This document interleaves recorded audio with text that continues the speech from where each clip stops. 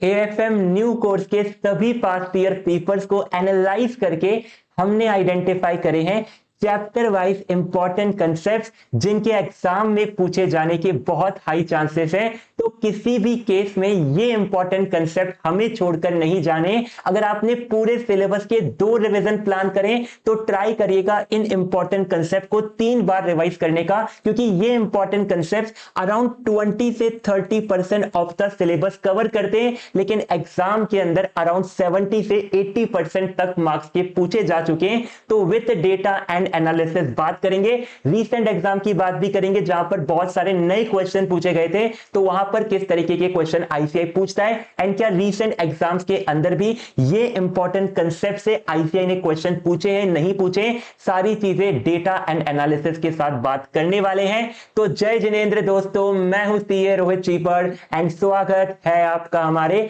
आज के important session में, जहां पर हम आपके साथ शेयर कर रहे हैं एएफएम के इंपॉर्टेंट कंसेप्ट्स की लिस्ट। एंड ये इंपॉर्टेंट कंसेप्ट्स आपके चैप्टर को इंपॉर्टेंट नहीं बता रहे हैं, ये चैप्टर के अंदर जाकर बता रहे हैं कि हर चैप्टर के अंदर कौन से इंपॉर्टेंट कंसेप्ट है बेस्ड ऑन पास्ट ट्रेंड जो कि आईसीआई फॉलो कर रहा है, एंड हमारे नेक्स्ट एग्जाम्स में भी कौन कौन से टॉपिक मोस्ट लाइकली एक्सपेक्टेड है। तो इन केस आप किसी चैप्टर को छोड़ने का प्लान कर रहे थे तो फर्स्ट ऑफ ऑल किसी भी चैप्टर और टॉपिक को छोड़ना नहीं चाहिए, लेकिन अगर आपके पास टाइम कम बच रहा है और आपको लग रहा है कि ये चैप्टर नहीं कवर कर पाओगे तो एटलीस्ट उस चैप्टर के जो इंपॉर्टेंट कंसेप्ट है उनको अच्छे से कवर कर लीजिए, ताकि एग्जाम के अंदर आपको कोई नया सरप्राइज देखने को ना मिले।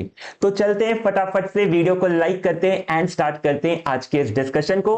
यहां पर फर्स्ट पेज पर आपको पूरी समरी दिख रही होगी कि हर चैप्टर में कौन कौन से इंपॉर्टेंट कंसेप्ट है। मैं क्विकली आपको स्क्रॉल करके दिखा देता हूं ताकि आप पूरी लिस्ट एक बार देख लो, एंड देन हम लोग डिटेल के अंदर चैप्टर वाइज डिस्कशन करते हैं कि चैप्टर वाइज एनालिसिस क्या बोलता है बेस्ड ऑन पास्ट ईयर्स।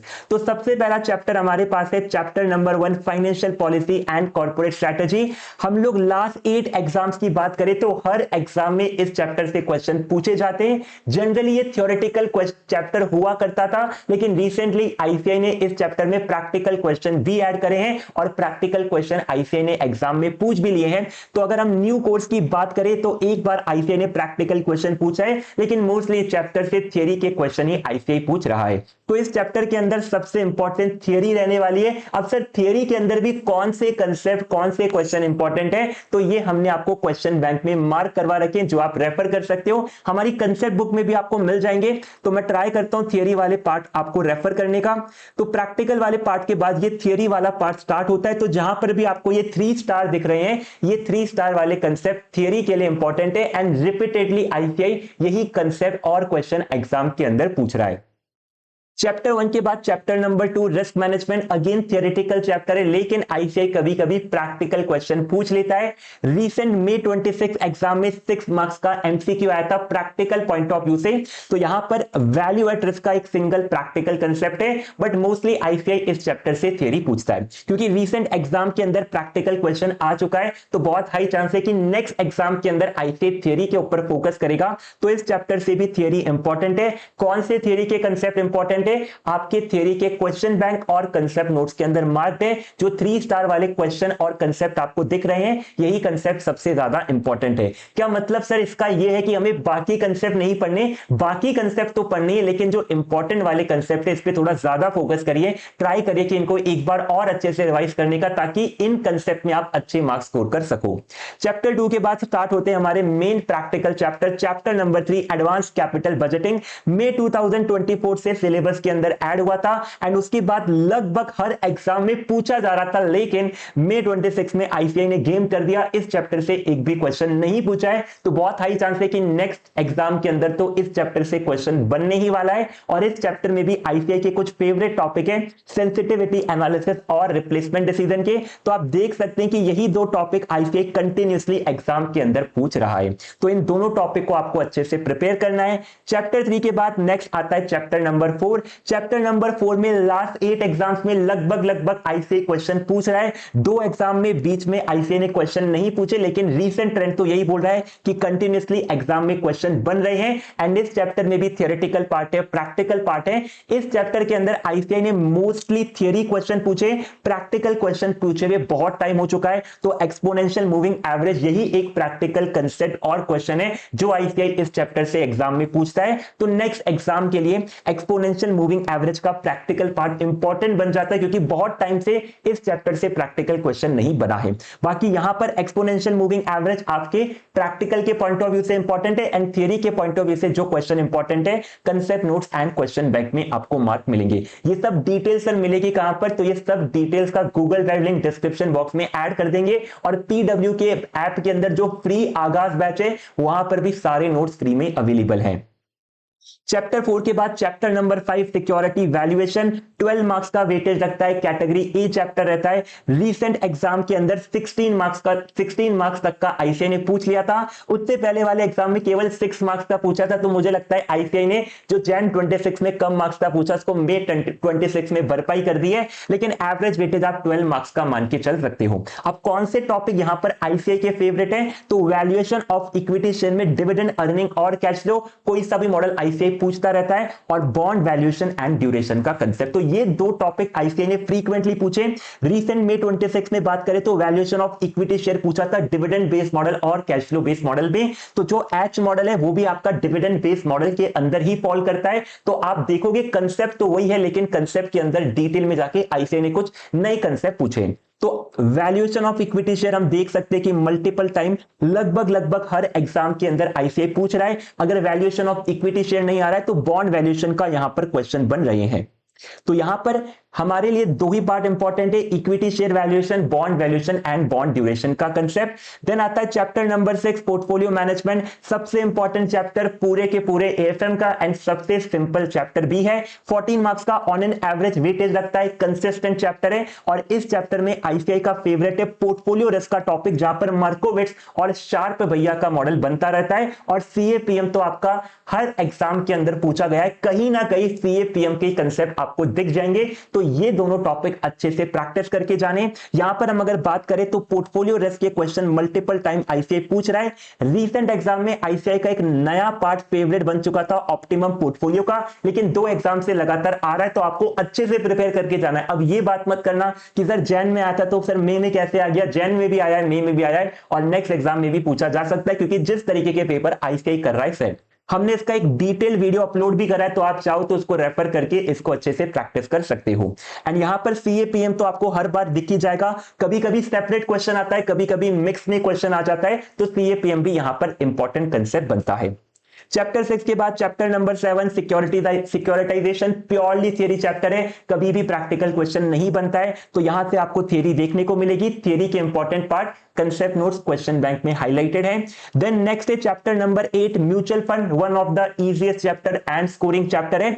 यहां पर हम देख सकते हैं ऑन एन एवरेज 10 मार्क्स का वेटेज बनता है based on last 8 exams. And कौन सा टॉपिक आईसीआई का फेवरेट है, म्यूचुअल फंड रिटर्न और एनएवी कैलकुलेशन। तो म्यूचुअल फंड रिटर्न और एनएवी कैलकुलेशन, यही वाले क्वेश्चन आपको मैक्सिमम दिखने वाले हैं। तो इन दोनों टॉपिक को अच्छे से आपको प्रैक्टिस करके जाना है। आपके मन में क्वेश्चन आ सकता है सर ये टॉपिक आपने बनाई कैसे, तो आपको हर चैप्टर के बिगनिंग के अंदर ये प्रैक्टिकल वाला पार्ट दिख जाएगा, जहां पर हमने हर चैप्टर को मल्टीपल पार्ट्स में डिवाइड करा है। तो इस चैप्टर के अंदर ये दो टॉपिक आपको छोड़कर नहीं जाने, अच्छे से प्रैक्टिस करके जाने, क्योंकि इन्हीं टॉपिक से आईसीआई क्वेश्चन पूछ रहा है। अब हो सकता है क्वेश्चन रिपीटेड आए या फिर न्यू क्वेश्चन आ जाए, लेकिन क्वेश्चन आएगा तो इन्हीं टॉपिक से। नेक्स्ट हमारे पास chapter number 9 derivatives analysis and valuation, again important chapter रहता है, कैटेगरी ए चैप्टर है, कंसिस्टेंट चैप्टर है, ऑन एन एवरेज 15 मार्क्स तक का वेटेज रखता है। एंड यहां पर हमारे लिए settlement of future contract, settlement of option contract और हेजिंग यूजिंग फ्यूचर के टॉपिक इंपॉर्टेंट है। यहां पर हम देख सकते हैं settlement of option contract, settlement of future option. तो यहां पर मेजरली ऑप्शन और फ्यूचर के सेटलमेंट के क्वेश्चन आईसीआई पूछ रहा है। रिसेंटली आईसीआई का ध्यान रियल ऑप्शन ऑप्शंस की तरफ भी गया है, लेकिन मल्टीपल टाइम पूछ चुका है आईसीआई रियल ऑप्शन। तो नेक्स्ट एग्जाम्स के अंदर हाईली एक्सपेक्टेड है कि सेटलमेंट ऑफ फ्यूचर या फिर सेटलमेंट ऑफ ऑप्शन देखने को मिलेगा। बीच बीच में पहले आईसीआई हेजिंग वाले क्वेश्चन भी पूछ रहा था, तो हेजिंग वाला क्वेश्चन आए हुए भी बहुत टाइम हो चुका है, तो एग्जाम के अंदर हेजिंग का क्वेश्चन वापस से देखने को मिल सकता है। डेरिवेटिव्स के बाद chapter number 10 foreign exchange exposure and risk management. Maximum students पूछते रहते हैं सर इसको करना इंपॉर्टेंट है क्या, बहुत ज्यादा कंफ्यूजन है, तो ये चैप्टर आपके लिए इंपॉर्टेंट है। एक टाइम पर कैटेगरी सी चैप्टर हुआ करता था, जैसे May 24 के अंदर एक भी डिस्क्रिप्टिव क्वेश्चन नहीं आया था और एमसीक्यू आईसीआई ने रिलीज नहीं करे, तो यहां पर हमें आइडिया नहीं कि एमसीक्यू में पूछा गया या फिर नहीं गया। लेकिन यहां पर आपका रीसेंट ट्रेंड बता रहा है कि आपका जो फॉरेक्स का चैप्टर है अराउंड 16 से 17 मार्क्स का वेटेज रखता है, तो छोड़कर तो नहीं जाना है। लेकिन इस चैप्टर के अंदर एक खास बात है, आईसीआई के कुछ फेवरेट टॉपिक है, वही टॉपिक आईसीआई कंटिन्यूअसली पूछ रहा है। कौन सा टॉपिक है, तो आईसीआई का फेवरेट टॉपिक है हेजिंग का, और हेजिंग के अंदर forward, money market and options, ये तीनों टॉपिक आईसीआई के फेवरेट है। तो यहां पर आप देख सकते हो मल्टीपल टाइम आईसीआई ने हेजिंग के क्वेश्चन ही पूछे।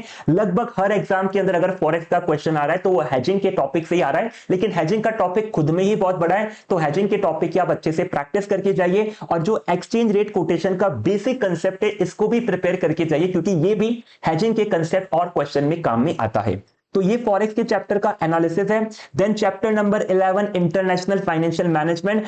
लास्ट 8 एग्जाम के बेसिस पर हर एग्जाम में एक क्वेश्चन पूछा जाता है 6 to 8 मार्क्स का, एंड यहां पर अगर हम बात करें तो हर एग्जाम में न्यू कोर्स में पूछा गया है। इंपॉर्टेंट पार्ट है कैपिटल बजटिंग और जीडीआर वाला पार्ट जो है इंटरनेशनल सोर्स ऑफ फाइनेंस का। तो international capital budgeting multiple time exam में पूछा जाता है, और इंटरनेशनल सोर्स ऑफ फाइनेंस भी आईसीआई का one of the favourite topic है, जहां पर जीडीआर के क्वेश्चन एमसीक्यू में या फिर प्रैक्टिकल में देखने को मिलते हैं। चैप्टर 11 के बाद chapter number 12 interest rate risk management. छोटा चैप्टर है, लिमिटेड नंबर ऑफ क्वेश्चन है, लेकिन बहुत बढ़िया चैप्टर है। अच्छे अमाउंट ऑफ एफर्ट इस चैप्टर में आपको लगते हैं। यहां पर भी कंसिस्टेंट चैप्टर है और कैटेगरी ए के अंदर फॉल करता है, क्योंकि चैप्टर का साइज छोटा है, नंबर ऑफ क्वेश्चन लिमिटेड है और एग्जाम के अंदर कंसिस्टेंट है। इस चैप्टर से भी लगभग 2 क्वेश्चन देखने को मिल सकते हैं। रीसेंट एग्जाम की बात करें तो आईसीआई के फेवरेट टॉपिक में फॉरवर्ड रेट अग्रीमेंट और इंटरेस्ट रेट ऑप्शन है। रीसेंट एग्जाम में इंटरेस्ट रेट ऑप्शन में कॉलर का कंसेप्ट पूछ लिया था, तो ये है तो इंटरेस्ट रेट ऑप्शन का ही पार्ट, लेकिन यहां पर आईसीआई ने न्यू कंसेप्ट पूछने की कोशिश करी थी। एक्चुअल में ये न्यू कंसेप्ट भी नहीं है, पहले आईसीआई को past year paper RTP MTP में पूछ लिया था, लेकिन इस बार जो क्वेश्चन पूछा गया था वो थोड़ा सा डिफरेंट लेवल का क्वेश्चन था। यहां पर हम देख सकते हैं कि इंटरेस्ट रेट ऑप्शंस ने आईसीआई को मल्टीपल टाइम पूछा है। फॉरवर्ड रेट अग्रीमेंट को पूछे हुए थोड़ा टाइम हो चुका है, तो हो सकता है नेक्स्ट एग्जाम में फॉरवर्ड रेट अग्रीमेंट हमें देखने को मिले। देन नेक्स्ट हमारे पास चैप्टर नंबर 13 बिजनेस वैल्यूएशन का। कैटेगरी बी चैप्टर में हम इसको रखते हैं क्योंकि कंसिस्टेंट चैप्टर नहीं है, लेकिन ऑन एन एवरेज 4 मार्क्स का वेटेज ये भी रखता है। एंड इस चैप्टर के अंदर सबसे इंपॉर्टेंट टॉपिक है इकोनॉमिक वैल्यू एडेड। अगर इस चैप्टर से क्वेश्चन बन रहा है तो 50% of the time economic value added का कंसेप्ट ही बन रहा है। बड़ा ही सिंपल सा कंसेप्ट है, अच्छे से प्रिपेयर करके जाइएगा। कभी कभी आईबीएस के एग्जाम में भी इकोनॉमिक वैल्यू एडेड का क्वेश्चन देखने को मिल रहा है। Then the last chapter, last practical chapter, chapter 14 mergers, acquisition and corporate restructuring। Last 8 exam की बेसिस पर 9 मार्क्स का ऑन एन एवरेज वेटेज है। एंड इस चैप्टर के अंदर आईसीआई का पार्ट है स्टॉक डील वाला। स्टॉक डील के अंदर मल्टीपल कैलकुलेशन, जैसे एक्सचेंज रेशियो कैलकुलेट करना हो गया, पोस्ट मर्जर ईपीएस कैलकुलेट करना हो गया, गेन लॉस कैलकुलेट करना हो गया, ये पार्ट आईसीआई के इंपॉर्टेंट है। मोस्ट ऑफ द एग्जाम के अंदर स्टॉक डील के क्वेश्चन ही देखने को मिल रहे हैं। रिसेंट एग्जाम के अंदर आईसीआई ने एक एमसीक्यू क्वेश्चन पूछ लिया था थियरी वाले पार्ट के ऊपर, लेकिन प्रैक्टिकल क्वेश्चन भी आईसीआई ने यहां पर पूछा था स्टॉक डील पर। एंड फाइनल हमारे पास चैप्टर है purely theoretical chapter startup finance का। कंसिस्टेंट चैप्टर है, हर बार एग्जाम में पूछा जाता है, एक ही क्वेश्चन आता है और एक ही क्वेश्चन आता है थियरी का। थियरी में कौन से पार्ट इंपॉर्टेंट है, अगेन हमने इसको मार्क करवा रखे, जो कि आप रेफर कर सकते हैं। तो ये हमारे सभी इंपॉर्टेंट कंसेप्ट का एनालिसिस था। इसकी पीडीएफ का लिंक हम लोग ऐड कर देंगे आपके डिस्क्रिप्शन बॉक्स में। एंड अगर आपके पास हमारी कंसेप्ट बुक है तो कंसेप्ट बुक के अंदर हर चैप्टर के बिगनिंग में आपको ये एनालिसिस दिख जाता है, वहीं से हमने इस पूरे एनालिसिस को कवर करा है, तो वहां से भी आप इसको रेफर कर सकते हैं। अगर एनालिसिस आपको अच्छा लगा हो तो अपने फ्रेंड्स के साथ जरूर शेयर करिएगा। कमेंट सेक्शन में एक रेड हार्ट ड्रॉप कर दीजिएगा ताकि हमें पता रहे कि आपको इस तरीके के एनालिसिस पसंद आते, तो हम लोग और एनालिसिस लेकर आते रहेंगे। आज के सेशन में इतना ही, मिलते हैं आप सभी से नेक्स्ट सेशन के अंदर।